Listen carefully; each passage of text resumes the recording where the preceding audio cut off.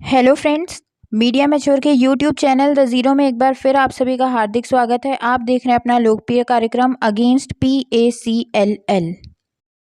तो चलिए साथियों, पिछले वीडियो में हमने 89 नंबर पेज तक देखा था कि इसने प्रत्येक डायरेक्टर को उसके कार्यकाल के दौरान जिन्होंने कहा कि भाई हमने इस्तीफा दे दिया था, ऐसा है वैसा है, तो सेबी ने ये ना मानते हुए सबके कार्यकाल का अंदाजा लगाया कि ये इस समय से लेकर के इस समय तक यहाँ पे डायरेक्टर के पद पर रहा और उतने समय तक के लिए इनको ही जिम्मेदार बनाया।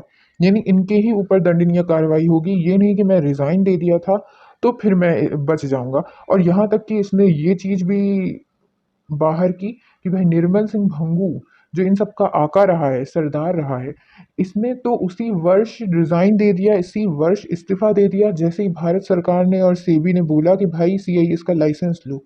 यानी जैसे ही यहाँ से शुरुआत हुई वैसे ही इन लोगों ने वहां से इस्तीफा दे दिया। तो इन्होंने बचने की शुरुआत तो वहां से ही कर दी थी और मूर्ख हम बन रहे थे। तो चलिए साथियों, अब 90 नंबर पेज देख लेते हैं। आशा है आप लोगों को समझ में आ रहा होगा ये सारा ऑर्डर, और समझ में आ रहा होगा कि आखिर ऐसी क्या वजह थी। नहीं समझ में आई है तो उस वजह को ढूंढिए, और नहीं ढूंढ पा रहे हैं तो सीधे संगठन से पूछिए कि आखिर ऐसी क्या वजह थी जो 9 साल बीत जाने के बाद भी आपने 22/8/2014 के ऑर्डर में क्या लिखा है ये एक आम निवेशक तक बात नहीं पहुंचने दी। इसको छुपाकर आपको क्या बेनिफिट मिला, इसमें आपका नाम कहाँ, इससे आपको क्या फायदा हो रहा था इसको छुपाने से। अगर ये हम लोग को 23/8/2014 को अगर आप बता देते ये संगठन बनाने से पहले, क्योंकि संगठन बनाया तो बाद में ना, आप तो सीनियर थे ना यहाँ पे, तो जब सीनियर थे तो जिम्मेदारी बनती है, तब बता देते। तब नहीं बताया तो बाद में बताते, कब कभी तो पढ़ा होगा ना इस ऑर्डर को कि ऐसे ही संगठन बना दिया। तो चलिए साथियों, आगे पढ़ते हैं इसमें क्या लिखा है। अब यहाँ पर है कि ये गुरनाम सिंह है। इस व्यक्ति ने वर्ष 1997 में इस व्यक्ति का देहांत हो गया था। गुरनाम सिंह, ये दूसरा गुरनाम सिंह है, दो गुरनाम सिंह है। ये सिंह भगवंतपुर में रहने वाला व्यक्ति है, और इसने इसका डायरेक्टर पद से इसलिए ये चला गया क्योंकि 1997 में इसका देहांत हो गया। तो मरने के बाद ये कैसे काम करता है, तो यहाँ पे इसका तो मैटर पहले ही खत्म। तो चूंकि ये इस दुनिया में है ही नहीं, तो इसलिए इसके विरुद्ध कोई भी कार्यवाही नहीं हो सकती। ये गुरनाम सिंह को बाहर हो गया ये। अब यहाँ पर ये PACL कस्टमर एसोसिएशन, इस रखेल की बात सामने आ रही है। भंगू की ये रखेल है। तो इसने क्या बोला वहां पर सेबी से कि भाई आपका जो ऑर्डर है वो निवेशकों के हितार्थ होना चाहिए, उसके विरुद्ध में नहीं होना चाहिए, और उनके हित को बिल्कुल ध्यान में रखते हुए आप कोई भी ऑर्डर पास करिए। ये रखेल वहां पे रिक्वेस्ट कर रही है, जिसके जवाब में सेबी ने बोला कि भाई हम जो कुछ भी कर रहे हैं वो निवेशकों के हित के लिए कर रहे हैं, ताकि उनका सारा पैसा उनको वापस हो जाए। जो भी PACL द्वारा वादा किया गया था वो पूरा रिफंड मिलना चाहिए। इसके अलावा PACL ये सेबी बोल रही है कि हमने इस चीज़ को भी ध्यान में रखा कि कुछ ग्राहक जो है PACL के साथ ये जमीन का लेन देन हुआ था PACL और कुछ ग्राहकों के मध्य में, जिसको कि जस्टिस के स्वामी दुराई ने हरी झंडी दिखाई थी कि हाँ ये सब कुछ सही है। तो इस पर PSA भी बोल रही है कि इस हम जो भी ऑर्डर दे रहे हैं उसका इन सेल डीड पर, इन विक्रय विलेखों पर किसी भी प्रकार का अफेक्ट नहीं पड़ेगा। वो जो जैसी स्थिति में है वो वैसी स्थिति में रहेंगे, उसमें हम हस्तक्षेप नहीं करेंगे।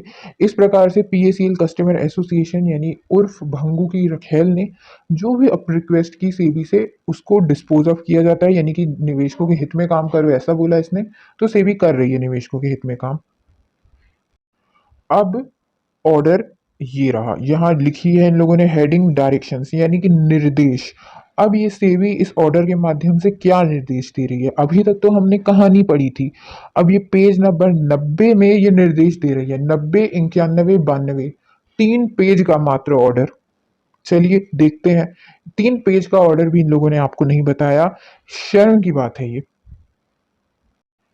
अब सेबी ये निर्देश दे रही है, ये ऑर्डर जारी कर रही है कि उपरोक्त जो भी हमने अभी तक कहानी कही, सुनी, ऑब्जर्वेशन की, अध्ययन किया इस पूरे मामले का, और चूंकि सुप्रीम कोर्ट ने एक जिम्मेदारी सौंपी है सेबी को, तो उनके दिशा निर्देश पर चलते हुए और धारा 19 सेबी एक्ट 1992 के अंतर्गत जो भी शक्तियां सेबी को प्रदान की गई हैं उसके अंतर्गत सेबी क्या आदेश दे रही है ये देखिए कि पीएसीएल की जो भी बिजनेस है, जो उसकी एक्टिविटियां हैं, जो उसकी स्कीमें हैं, जो उसके प्लान हैं, ये जो भी ऑफर कर रही है ग्राहकों को और ऑपरेट कर रही है, यानी कि पहले आपको ऑफर किया, फिर आपने उसकी झांसे में आ गए, फॉर्म वॉर्म भर दिया, तो अब वो ऑपरेट हो गई, अब लागू हो गई।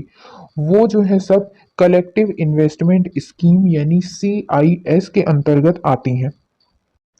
और ये हम इस बेस पर कह रहे हैं, इस आधार पर कह रहे हैं, क्योंकि सेबी एक्ट 1992 की धारा 11 ए में जो भी नियम व शर्तें दिए हुए हैं उससे कंपेयर कर रहे हैं, उससे हमने इसको मेल किया है, उसके अंतर्गत अध्ययन किया है, तो हम संतुष्टि से कह रहे हैं कि हाँ ये सब काम CIS के अंतर्गत आता है।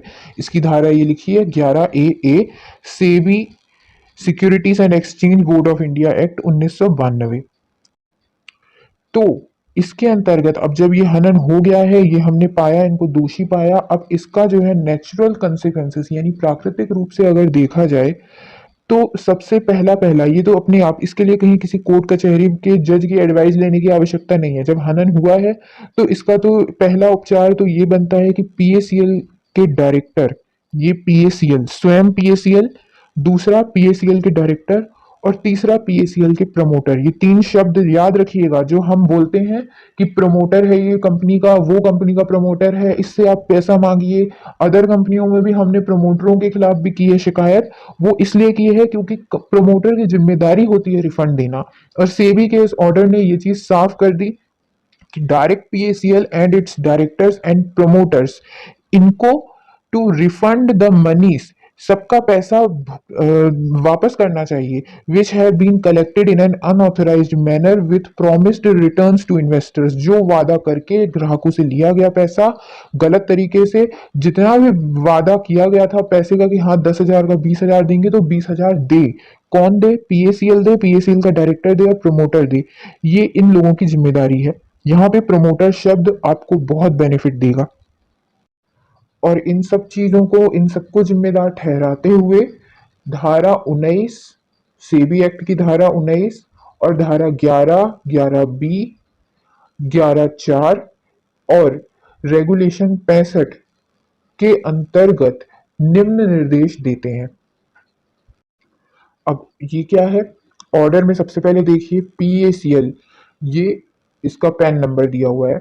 अब इसके प्रमोटर, यहाँ फिर से ये प्रमोटर शब्द आ गया, यानी कि ये जिम्मेदार है आपकी पेमेंट के लिए। और ये डायरेक्टर, अब इसमें कौन कौन लोग शामिल है? एक तो ये हरामखोर तरलोचन सिंह शामिल है, इसका पैन नंबर दिया है। दूसरा हरामखोर सुखदेव सिंह शामिल है, इसका पैन नंबर दिया है। तीसरा हरामखोर गुरमीत सिंह शामिल है, इसका पैन नंबर दिया है। फिर हरामखोर सुब्रत भट्टाचार्य शामिल है, इसका पैन नंबर दिया है। ये सब इंक्लूड करके, यानी इसके अलावा और भी हैं, और इन सबको इन लोगों ने हाईलाइट करते हुए नाम लिखे हैं। बाकी बहुत से नाम हैं, उनको और इनको क्या बोल रहा है सेबी, क्या बोल रही है कि आप सबको, आप इस ऑर्डर के तहत आप पर रोक लगाई जाती है कि आप अब निवेशकों से कोई भी पैसा नहीं लेंगे, किसी भी स्कीम का लालच देकर के, ना कोई स्कीम अब नहीं लाएंगे, ना ही कोई पुरानी स्कीम, जो भी स्कीमें हमने यहाँ पर इस ऑर्डर में आपकी CIS के अंतर्गत डाली हैं वो, या कोई भी अन्य स्कीमें या कोई नई स्कीम कुछ भी लागू करके निवेशक से अब 1 रुपए भी नहीं लेंगे। यानी कि ये पहले पैराग्राफ में निवेशक से पैसा लेने के ऊपर रोक लग गई, किसी भी निवेशक से पैसा लेना नहीं है। ये हो गया पेज नंबर 90। ये जहां तक हमने ये पढ़ा। अब 91 92 मात्र 2 आपके पेज बचे हैं, जिसके बाद ये 92 पेज का ऑर्डर समाप्त हो जाएगा और हमें क्लियर हो जाएगा, स्पष्ट हो जाएगा कि आखिर इसमें ऑर्डर हुआ क्या था। यानी पहला ऑर्डर क्या मिल गया कि अब निवेशकों से आप पैसा नहीं ले सकते, और इस पर रोक लगाई, और इसमें पीएसीएल, पीएसीएल के डायरेक्टर प्लस पीएसीएल के प्रमोटर शामिल है। ये 3 चीजों का ध्यान दीजिएगा। तो चलिए साथियों, आशा है आपको ऑर्डर समझ में आ रहा होगा और ये कुछ ना कुछ लाभ दे रहा होगा। आप चाहें, अगर संतुष्टि नहीं है, आपको लग रहा है कि हम कुछ गलत कर रहे हैं इस ऑर्डर को वायरल करके, तो हमारे ऊपर एफआईआर करवा सकते हैं। जो संतुष्ट नहीं है वो, और जिनको लगता है कि वायरल होना चाहिए, लेकिन ये वायरल उस समय 2014 में ये संगठन भी कर सकते थे, इन्होंने क्यों नहीं किया? तो इसके अंतर्गत आप उनके ऊपर भी एफआईआर करवा सकते हैं कि ये निवेशकों के हित के लिए काम कर रहे हैं और वर्ष 2014 में इन्होंने हमें जानकारी नहीं दी। तो आप किसी भी रूप से अपने विवेक से फैसला लेने के लिए स्वतंत्र हैं।